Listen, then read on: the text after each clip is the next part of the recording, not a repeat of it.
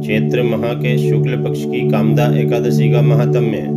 धर्मराज युधिष्ठिर बोले, हे भगवान, आपको कोटि कोटि प्रणाम हो। आप कृपा कर चैत्र माह के शुक्ल पक्ष की एकादशी का वर्णन कीजिए। श्री कृष्ण भगवान बोले, हे राजन, एक पुरानी कथा सुनिए जो राजा दिलीप से वशिष्ठ जी ने कही थी। चैत्र माह के शुक्ल पक्ष की एकादशी का नाम कामदा है। यह पापों को नष्ट कर देती है और पुत्र की प्राप्ति कराती है। इस व्रत से कुयोनि छूट जाती है और अंत में स्वर्ग की प्राप्ति होती है। प्राचीन काल में भोगीपुर नामक नगर में पुंडरीक नाम का एक राजा राज्य करता था। उसके राज्य में अनेक अप्सरा, गंधर्व, किन्नर आदि निवास करते थे, जिसमें ललिता और ललित नामक दोनों स्त्री पुरुष भी थे। एक समय राजा पुंडरीक गंधर्वों सहित एक सभा में क्रीड़ा कर रहे थे। उस स्थान पर ललित गंधर्व भी उसके साथ गायन और नृत्य कर रहा था, परंतु उसकी प्रियतमा ललिता उस स्थान पर नहीं थी। इससे वह उसके विरह के कारण अशुद्ध गान करने लगा। नागराज करकोटक ने राजा पुंडरीक से इसकी चुगली खाई। इस पर राजा पुंडरीक ने ललित को श्राप दे दिया कि अरे दुष्ट, तू मेरे सामने गाते हुए भी अपनी स्त्री का स्मरण कर रहा है।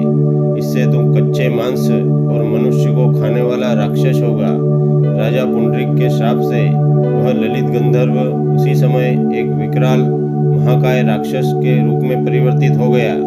राक्षस हो जाने पर उसको महान दुख मिलने लगे और अपने कर्मों का फल भोगने लगा।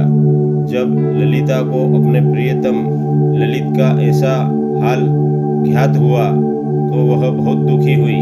वह सदैव अपने पति के उद्धार के लिए सोचने लगी। एक दिन वह विंध्याचल पर्वत पर शृंगी ऋषि के आश्रम में पहुंची।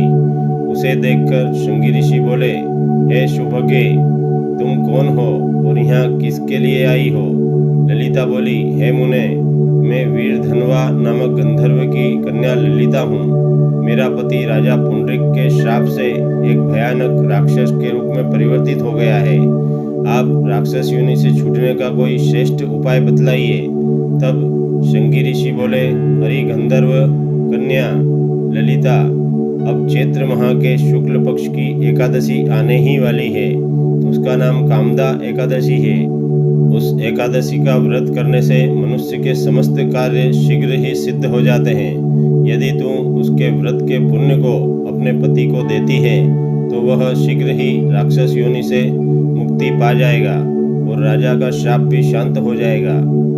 मुनि के श्रेष्ठ वचनों को सुनकर ललिता ने आनंद पूर्वक एकादशी का व्रत किया और द्वादशी के दिन ब्राह्मण के सामने अपने व्रत का फल अपने पति को देने लगी और भगवान से इस प्रकार प्रार्थना करने लगी, हे प्रभु, मैंने जो भी व्रत किया है उसका फल मेरे पति को प्राप्त हो और वह राक्षस योनि से मुक्त हो। इस प्रकार कामदा एकादशी के व्रत का फल पाते ही उसका पति पुनः वास्तविक स्वरूप में परिवर्तित हो गया। वह पहले की भांति ही ललिता के साथ रहने लगा और नित्य भगवान की भक्ति करने लगा।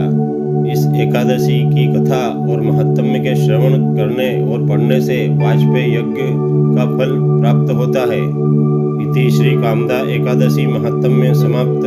दोस्तों, भक्ति के इस वातावरण को और अधिक अद्भुत बनाने के लिए आप हमारे वीडियो को लाइक करें, शेयर करें। यदि आप हमारे चैनल पर पहली बार वीडियो देख रहे हैं तो हमारे YouTube चैनल अद्भुत ज्ञान एवं भक्ति को प्लीज़ सब्सक्राइब कर बेल आइकन अवश्य दबाएं ताकि हमारा हर नया वीडियो आप तक शीघ्र पहुंचे।